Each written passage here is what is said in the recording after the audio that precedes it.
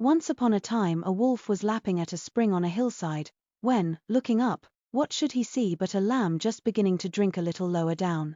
"There's my supper," thought he, "if only I can find some excuse to seize it." Then he called out to the lamb, "How dare you muddle the water from which I am drinking?" "Nay, master, nay," said Lambikin, "if the water be muddy up there, I cannot be the cause of it, for it runs down from you to me." "Well, then," said the wolf, "why did you call me bad names this time last year?" "That cannot be," said the lamb, "I am only 6 months old." "I don't care," snarled the wolf, "if it was not you it was your father," and with that he rushed upon the poor little lamb and ate her all up. But before she died she gasped out, "Any excuse will serve a tyrant."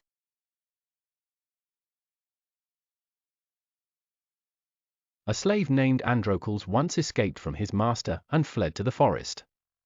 As he was wandering about there he came upon a lion lying down moaning and groaning. At first he turned to flee, but finding that the lion did not pursue him, he turned back and went up to him. As he came near, the lion put out his paw, which was all swollen and bleeding, and Androcles found that a huge thorn had got into it, and was causing all the pain.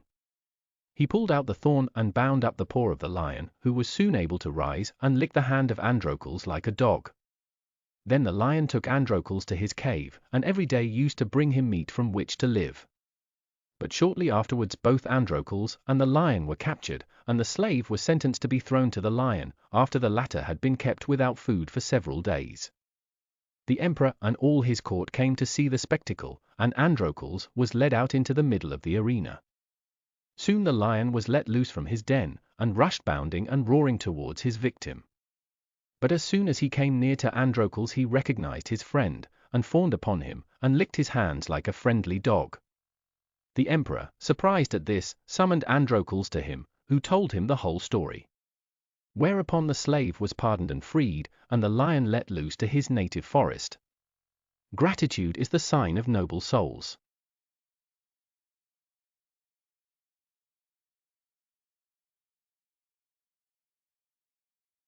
Moby was one of King's slaves, and lived in a farm near the village. He was a hunter, and used to kill bush buck and other kinds of antelopes and many monkeys. The skins he used to dry in the sun, and when they were properly cured, he used to sell them in the market. The monkey skins were used for making drums, and the antelope skins were used for sitting mats. The flesh, after it had been well smoked over a wood fire, he also sold, but he did not make much money. Moby married a slave woman of Duke's house named Nicky. He paid a small dowry to the Dukes, took his wife home to his farm, and in the dry season time she had a son.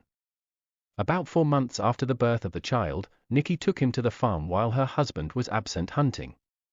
She placed the little boy under a shady tree and went about her work, which was clearing the ground for the yams which would be planted about 2 months before the rains. Every day, while the mother was working, a big ape used to come from the forest and play with the little boy. He used to hold him in his arms and carry him up a tree, and when Nicky had finished her work, he used to bring the baby back to her. There was a hunter named Samba who had for a long time been in love with Nicky and had made advances to her, but she would have nothing to do with him, as she was very fond of her husband. When she had her little child, Samba was very jealous, and meeting her one day on the farm without her baby, he said, "Where is your baby?" And she replied that a big ape had taken it up a tree and was looking after it for her. When Samba saw that the ape was a big one, he made up his mind to tell Nicky's husband. The very next day, he told Moby that he had seen his wife in the forest with a big ape. At first Moby would not believe this, but the hunter told him to come with him and he could see it with his own eyes. Moby therefore made up his mind to kill the ape. The next day, he went with the other hunter to the farm and saw the ape up a tree playing with his son, so he took very careful aim and shot the ape, but it was not quite killed. It was so angry, and its strength was so great, that it tore the child limb from limb and threw it to the ground. This so enraged Moby that seeing his wife standing near he shot her also.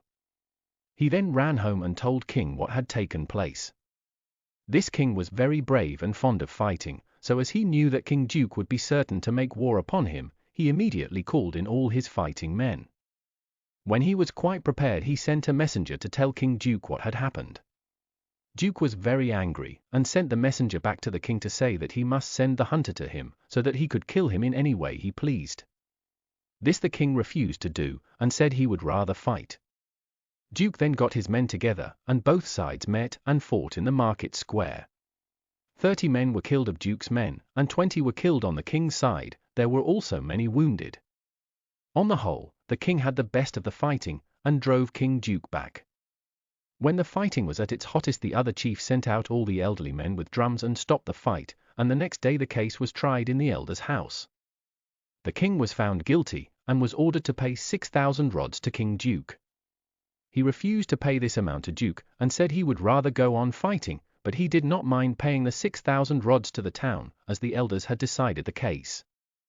They were about to commence fighting again when the whole country rose up and said they would not have any more fighting, as the king said to Duke that the woman's death was not really the fault of his slave Moby, but of Samba, who made the false report. When Duke heard this, he agreed to leave the whole matter to the chiefs to decide, and Samba was called to take his place on the stone. He was tried and found guilty, and 2 elders came out armed with cutting whips and gave him 200 lashes on his bare back, and then cut off his head and sent it to Duke, who placed it before his altar. From that time to the present, all apes and monkeys have been frightened of human beings, and even of little children. The elders also passed a law that a chief should not allow one of his men slaves to marry a woman slave of another house, as it would probably lead to fighting.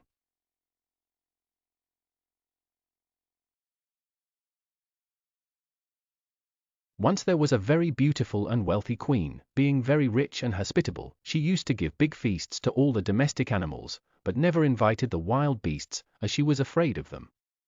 At one feast she gave there were 3 large tables, and she told the cow to sit at the head of the table, as she was the biggest animal present, and share out the food.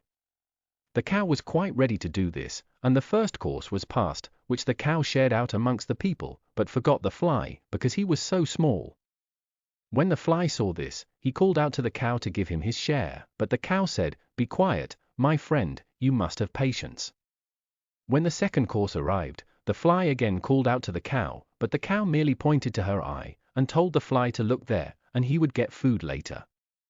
At last all the dishes were finished, and the fly, having been given no food by the cow, went supperless to bed. The next day the fly complained to the queen, who decided that, as the cow had presided at the feast, and had not given the fly his share but had pointed to her eye, for the future the fly could always get his food from the cow's eyes wherever she went, and even at the present time, wherever the cows are, the flies can always be seen feeding off their eyes in accordance with the queen's orders.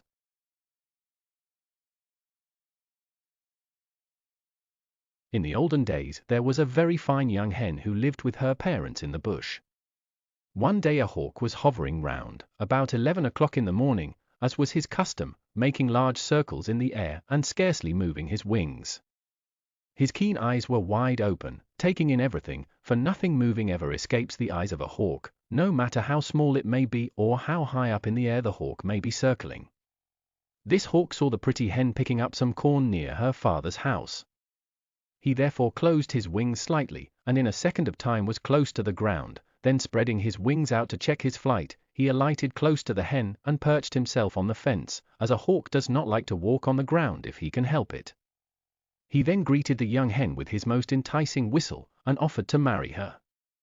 She agreed, so the hawk spoke to the parents, and paid the agreed amount of dowry, which consisted mostly of corn, and the next day took the young hen off to his home.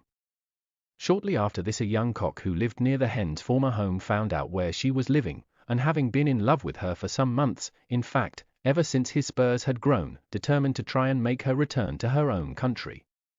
He therefore went at dawn, and, having flapped his wings once or twice, crowed in his best voice to the young hen.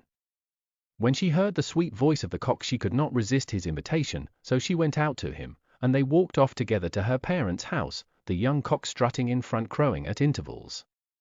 The hawk, who was hovering high up in the sky, quite out of sight of any ordinary eye, saw what had happened, and was very angry. He made up his mind at once that he would obtain justice from the king, and flew off to the hen's hometown, where he told the whole story, and asked for immediate redress. So the king sent for the parents of the hen, and told them they must repay to the hawk the amount of dowry they had received from him on the marriage of their daughter, according to the native custom, but the hen's parents said that they were so poor that they could not possibly afford to pay. So the king told the hawk that he could kill and eat any of the cock's children whenever and wherever he found them as payment of his dowry, and if the cock made any complaint, the king would not listen to him. From that time until now, whenever a hawk sees a chicken he swoops down and carries it off in part payment of his dowry.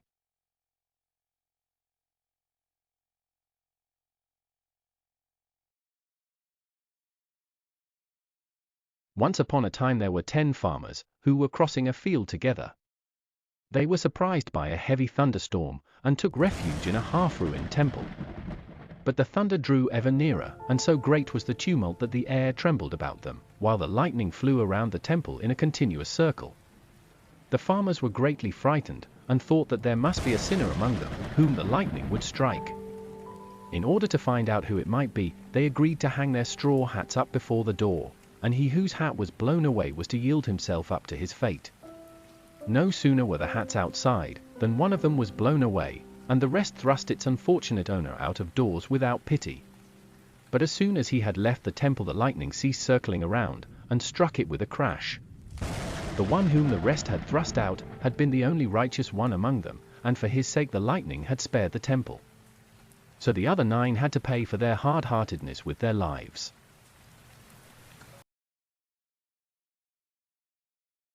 Once upon a time there was a man who dug up a big, earthenware cask in his field. So he took it home with him and told his wife to clean it out.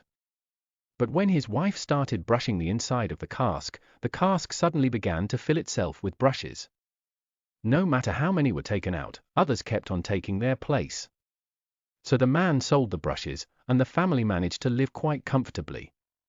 Once a coin fell into the cask by mistake. At once the brushes disappeared, and the cask began to fill itself with money. So now the family became rich, for they could take as much money out of the cask as ever they wished. Now the man had an old grandfather at home, who was weak and shaky.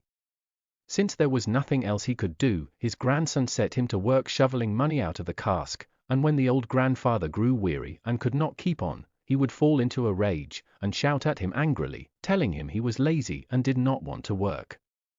One day, however, the old man's strength gave out, and he fell into the cask and died. At once the money disappeared, and the whole cask began to fill itself with dead grandfathers. Then the man had to pull them all out and have them buried, and for this purpose he had to use up again all the money he had received. And when he was through, the cask broke, and he was just as poor as before.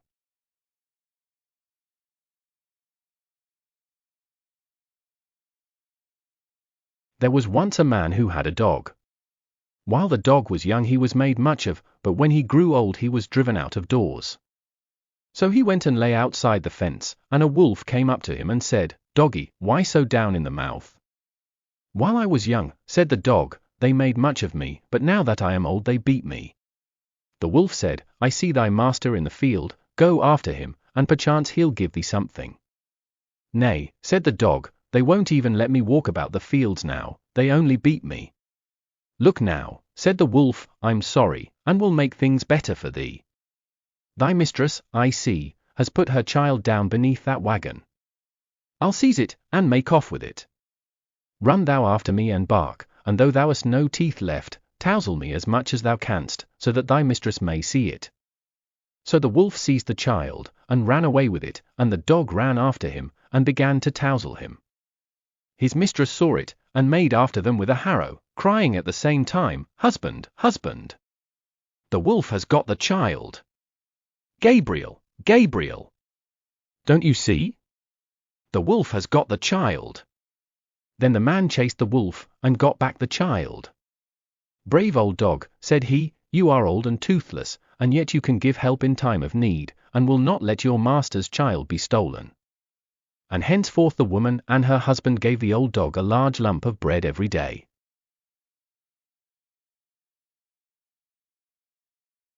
Many years ago the sun and water were great friends, and both lived on the earth together.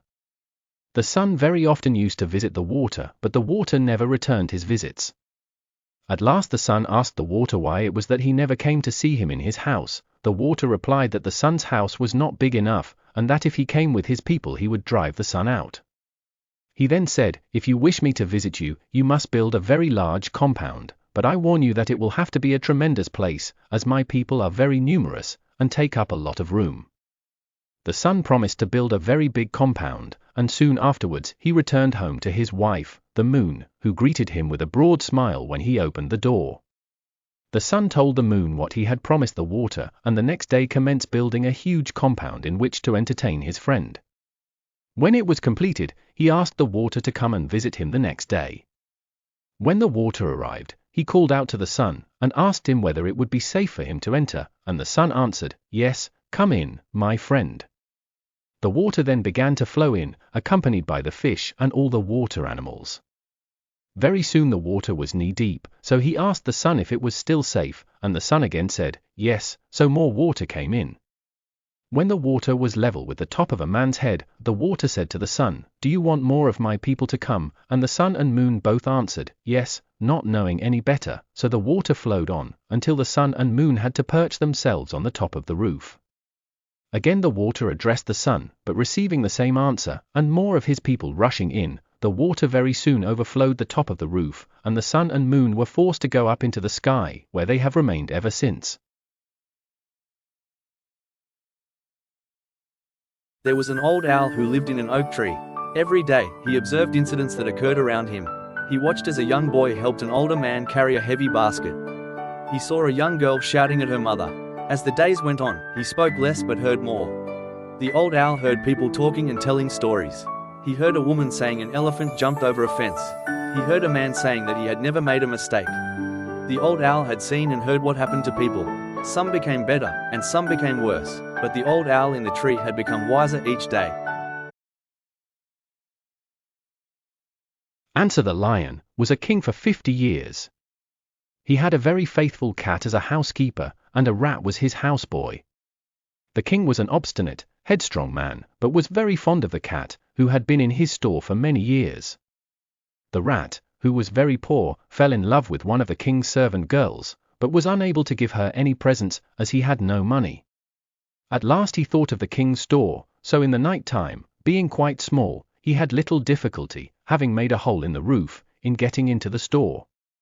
He then stole corn and native pears, and presented them to his sweetheart. At the end of the month, when the cat had to render her account of the things in the store to the king, it was found that a lot of corn and native pears were missing. The king was very angry at this, and asked the cat for an explanation. But the cat could not account for the loss, until one of her friends told her that the rat had been stealing the corn and giving it to the girl. When the cat told the king, he called the girl before him and had her flogged. The rat he handed over to the cat to deal with, and dismissed them both from his service. The cat was so angry at this that she killed and ate the rat, and ever since that time whenever a cat sees a rat she kills and eats it.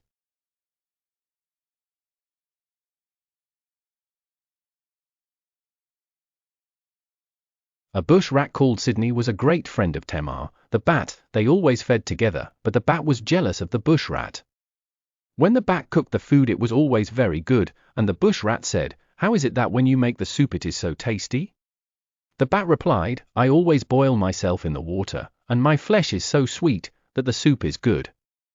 He then told the bush rat that he would show him how it was done, so he got a pot of warm water, which he told the bush rat was boiling water, and jumped into it, and very shortly afterwards came out again. When the soup was brought it was as strong and good as usual, as the bat had prepared it beforehand. The bush rat then went home and told his wife that he was going to make good soup like the bat's. He therefore told her to boil some water, which she did. Then, when his wife was not looking, he jumped into the pot, and was very soon dead. When his wife looked into the pot and saw the dead body of her husband boiling, she was very angry, and reported the matter to the king, who gave orders that the bat should be made a prisoner. Everyone turned out to catch the bat, but as he expected trouble, he flew away into the bush and hid himself. All day long the people tried to catch him, so he had to change his habits, and only came out to feed when it was dark, and that is why you never see a bat in the daytime.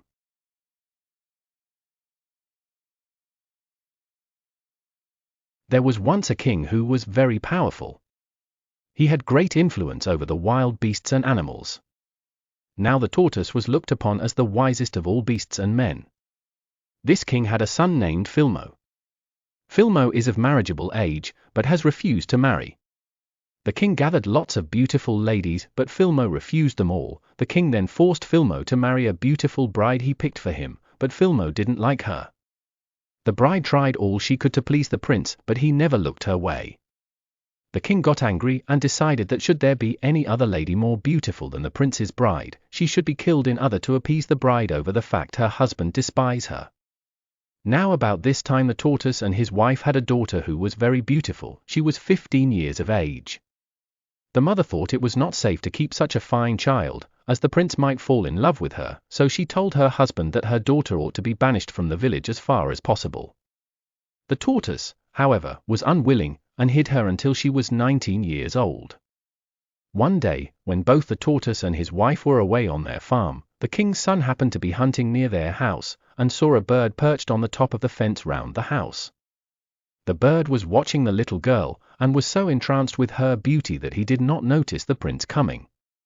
The prince shot the bird with his bow and arrow, and it dropped inside the fence, so the prince sent his servant to gather it. While the servant was looking for the bird, he came across the little girl, and was so struck with her form, that he immediately returned to his master and told him what he had seen. The prince then broke down the fence and found the girl, and fell in love with her at once. He stayed and talked with her for a long time, until at last she agreed to become his wife. He then went home, but concealed from his father the fact that he had fallen in love with a beautiful daughter of the tortoise. But the next morning he sent for the treasurer, and got 60 pieces of cloth and 300 rods, and sent them to the tortoise. Then in the early afternoon he went down to the tortoise's house, and told him that he wished to marry his daughter. The tortoise saw at once that what he had dreaded had come to pass, and that his life was in danger, so he told the prince that if the king knew, he would kill not only himself, the tortoise, but also his wife and daughter.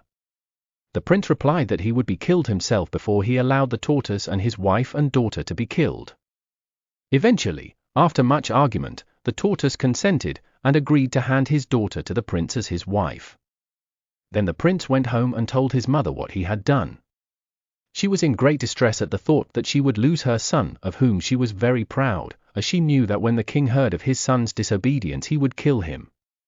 However, the queen, although she knew how angry her husband would be, wanted her son to marry the girl he had fallen in love with, so she went to the tortoise and gave him some money and gift items as further dowry on her son's behalf, in order that the tortoise should not give his daughter to another man.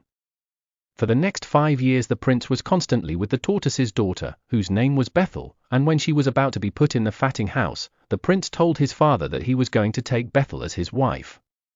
On hearing this the king was very angry, and sent word all round his kingdom that all people should come on a certain day to the marketplace to hear what has happened. When the appointed day arrived the marketplace was quite full of people, and the stones belonging to the king and queen were placed in the middle of the marketplace. When the king and queen arrived, all the people stood up and greeted them, and they then sat down on their stones. The king then told his attendants to bring the girl Bethel before him. When she arrived the king was quite astonished at her beauty. He then told the people that he had sent for them to tell them that he was angry with his son for disobeying him and taking Bethel as his wife without his knowledge, but that now he had seen her himself he had to acknowledge that she was very beautiful, and that his son had made a good choice. He would therefore forgive his son. When the people saw the girl they agreed that she was very fine and quite worthy of being the prince's wife, and begged the king to cancel the law he had made altogether, and the king agreed, and as the law had been made under their tradition, he sent for 8 elders, and told them that the order was cancelled throughout his kingdom, and that for the future no one would be killed who had a daughter more beautiful than the prince's wife, and gave the elders drinks and money to remove the law. He then sent them away. Then he declared that the tortoise's daughter, Bethel, should marry his son, and he made them marry the same day. A great feast was then given which lasted for 50 days, and the king killed 5 cows and gave all the people plenty of food and drinks, and placed a large number of pots of wine in the street. Meanwhile, the king released the first bride of the prince to go and marry whosoever she falls in love with. He also gave her plots of land and lots of money as compensation for staying with a husband who didn't love her no matter how hard she tried. The prince and his wife lived together for a good many years until the king died, when the prince ruled in his place. And all this shows that the tortoise is the wisest of all men and animals.